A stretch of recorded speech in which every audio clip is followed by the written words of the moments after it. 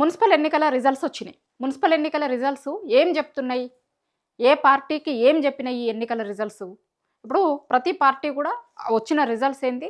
Results వచ్చినటువంటి తీర్పు ఎక్కడ ఎట్లాంటి తీర్పు వచ్చింది? ఏం చెప్పదలిచినారు జనాలు అనే దాని మీద అన్ని పార్టీలు దాని మీద పోస్ట్ మార్టం చేసుకుంటూ ఉంటాయి. నిన్న మున్సిపల్ ఎన్నికల రిజల్ట్స్ వచ్చినాయి. ఇక ఈ మున్సిపల్ ఎన్నికల రిజల్ట్స్ రావడంతో ఇప్పుడు కాంగ్రెస్ పార్టీ ఏం చెప్తుంది?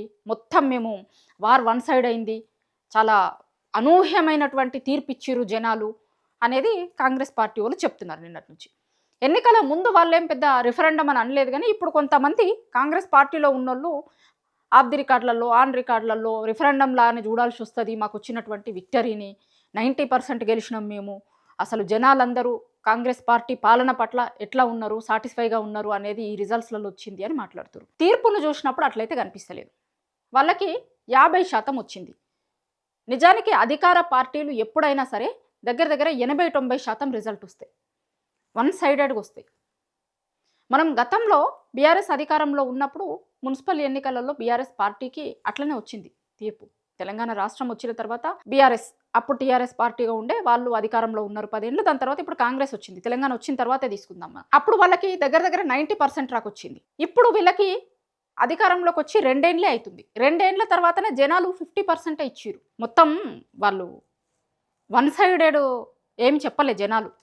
అంటే మీరు ఈ 2 ఏళ్లలో ఇచ్చినటువంటి హామీలు ఏమీ అమలు చేయలేదు అనే అసంతృప్తి రిజల్ట్స్లలో స్పష్టంగా కనిపించింది. మామూలుగా ఎప్పుడైనా 5 ఏళ్ళు 10 ఏళ్ళు అధికారాలలో ఉంటే కొంత పార్టీల మీద వ్యతిరేకత రావడం అనేది ఉంటుంది, కానీ వీళ్ళు వచ్చి 2 ఏళ్ళే అయింది కదా.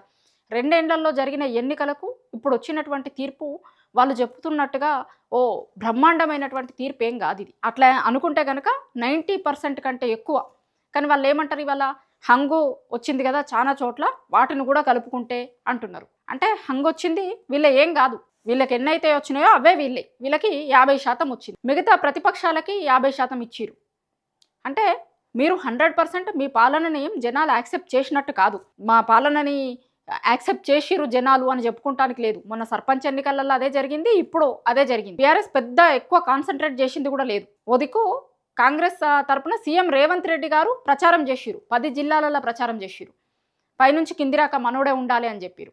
ఇంకో దిక్కు బీఆర్ఎస్ పెద్ద ఎక్కువగా ఎక్కడ ప్రచారంలో కూడా పోలేదు, అన్ని జిల్లాలు ఏం తిరగలేదు. ఎక్కడైతే మున్సిపల్ ఎన్నికలు ఉన్నాయో అక్కడ ప్రతి చోట ప్రచారం ఏం చేయలేదు. పార్లమెంట్ ఎన్నికలు అయిపోయిన తర్వాత ఇంకా బీఆర్ఎస్కి 0 సీట్లు వచ్చినాయి, ఈ కథం ఇట్లాంటి ప్రచారం చేస్తున్నారు కదా. ఆ ప్రచారం కరెక్ట్ కాదు అనేది ఎన్నికల రిజల్ట్స్ నిరూపించినాయి. మెజారిటీ స్థానాలు బీఆర్ఎస్కి ఇచ్చినాయి. ప్రతిపక్ష పార్టీగా బీఆర్ఎస్కి వచ్చినటువంటి స్థానాలు తక్కువేం కాదు. అంటే అంతకుముందు చేస్తున్నటువంటి ప్రచారంకి ఆ ప్రచారం తప్పు. ప్రతిపక్షంగా బీఆర్ఎస్ పార్టీ అయితేనే బీఆర్ఎస్ పార్టీ ఆ రోల్, ప్రతిపక్ష పార్టీ రోల్ పోషిస్తుంది సరిగ్గా అని జనం అనుకున్నారు. కాబట్టి బీఆర్ఎస్ పార్టీ వాళ్ళకి అన్ని సీట్లు వచ్చినాయి, అంత ఓటింగ్ పర్సంటేజ్ వచ్చింది. ఏదన్నా కావచ్చు, అది లగచర్లకి సంబంధించినటువంటి ఇష్యూ కావచ్చు, హెచ్సియు భూములకి సంబంధించినటువంటి ఇష్యూ కావచ్చు, ప్రతిసారి బీఆర్ఎస్ పార్టీ ప్రశ్నిస్తూ వస్తుంది. జనాల తరపున జనాల గొంతుగా ప్రతిపక్ష పార్టీగా కొట్లాడుకుంటూ వస్తుంది. కాబట్టి అది ఎన్నికల రిజల్ట్స్లలో కనిపించింది. ఇక బీజేపీ, మేము ప్రత్యామ్నాయం, తెలంగాణలో నెక్స్ట్ మేమే అధికారంలోకి వస్తాం, తెలంగాణలో ప్రత్యామ్నాయం మేమే అని చెప్పుకుంటున్నారు కదా బీజేపీ పార్టీ వాళ్ళు. ఆ బీజేపీ కూడా ఒకసారి ఆలోచించుకోవాలి. ఈ ఎన్నికల రిజల్ట్స్ చూసిన తర్వాత వాళ్ళు మాట్లాడుతున్న మాటలకి వచ్చినటువంటి రిజల్ట్స్కి ఎక్కడ పొంతన కనిపిస్తలేదు. పెద్ద ఎక్కువ వాళ్ళు చెప్పినట్టు మొత్తం మేము వచ్చేసినాం, సెకండ్ ప్లేస్లోకి వచ్చినాము, లేకపోతే మొత్తం బీజేపీ ప్రభంజనం ఉంది అన్న లెక్క ఏం లేదు. 2 కార్పొరేషన్లు గెలిచిరు, 1 గెలిచింది, ఇంకో దాంట్లో వేరే ఇండిపెండెంట్లను కలుపుకుంటే అవుతుంది. అంటే అది ఇంతకుముందు చెప్పినట్టున్నారు, నిజామాబాద్లో మేము ప్రతిపక్ష పాత్రనే పోషిస్తాము అని. సో వాళ్ళకు వచ్చినటువంటి రిజల్ట్స్ మీద కూడా వాళ్ళు ఒకసారి ఆలోచించుకోవాల్సిన అవసరం ఉంది. ఇంకో దిక్కు కాంగ్రెస్ పార్టీ చాలా మాటలు చెప్పింది, మంత్రులను ఇన్ఛార్జీలుగా వేసింది. సీఎం రేవంత్ రెడ్డి గారు తిరిగిరు ప్రచారంలో తిరుగుడే కాదు, మున్సిపల్ ఎన్నికల షెడ్యూల్ ఇచ్చిన తర్వాత ఫోన్ ట్యాపింగ్ ఇష్యూలో కేసీఆర్కి నోటీసులు ఇచ్చి సిట్ విచారణ అదంతా కూడా చూసినాం కదా మనం. ఆ రోజు ఫస్ట్ సిట్ విచారణకి రమ్మంటే కేసీఆర్ గారు నేను తర్వాత వస్తా అని చెప్పింది ఈ ఎన్నికలదే. బీఫామ్లు ఇవ్వాల్సిన అవసరం ఉంది, ఎందుకంటే ఇవి పార్టీ గుర్తు మీద జరుగుతాయి కదా, ఆ బీఫామ్లు ఇచ్చే పని ఉంది, నేను తర్వాత విచారణకి హాజరైతా అంటే మళ్ళీ ఇంకొక రోజు విచారణకి హాజరయ్యారు కదా. సో ఆ ఫోన్ ట్యాపింగ్ ఇష్యూని తెర మీదకి తీసుకొని వచ్చింది.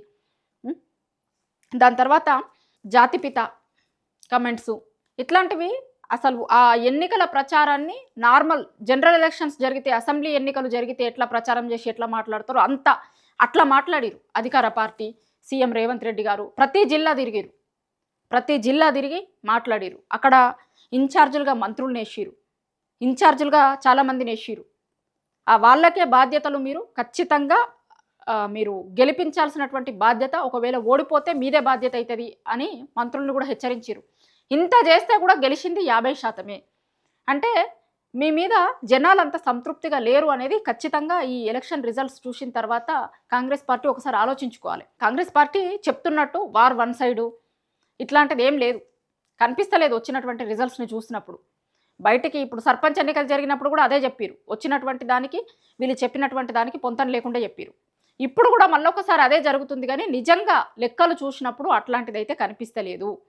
3 పార్టీలకు సంబంధించినటువంటివి ఏం కనిపిస్తుంది అనేది నేను మీకు చెప్పిన ఈ మున్సిపల్ ఎన్నికలలో ఏం జరిగింది, జనాలు ఎట్లాంటి తీర్పు చెప్పిర్రు అనేది ఆ రిజల్ట్స్ని చూసినప్పుడు, వాటిని చూసినప్పుడు ఒక క్లారిటీగా జనాలు కాంగ్రెస్ పార్టీ పట్ల పూర్తి స్థాయిలో సంతృప్తిగా లేరు అనేది ఖచ్చితంగా ఈ రిజల్ట్స్ చూసిన తర్వాత అయితే మనకి తెలుస్తుంది, క్లారిటీగా తెలుస్తుంది. 2 ఏళ్ల పాలన పట్ల వాళ్ళు ఇస్తాము అని చెప్పి ఇవ్వనటువంటి గ్యారంటీలు కావచ్చు, హామీలు కావచ్చు, రిజర్వేషన్లకు సంబంధించినటువంటి ఇష్యూ కావచ్చు, చాలా ఇష్యూస్ పట్ల జనాలు సంతృప్తిగా లేరు అనేది ఎన్నికల రిజల్ట్స్లలో వాళ్ళు చూపించారు. మేము సంతృప్తిగా లేము అనేది ఓట్లు వచ్చినప్పుడు జనాలు ఎప్పుడైనా సరే జనాల తీర్పుని ఓట్ల రూపంలో మాత్రమే చెప్పగలుగుతారు.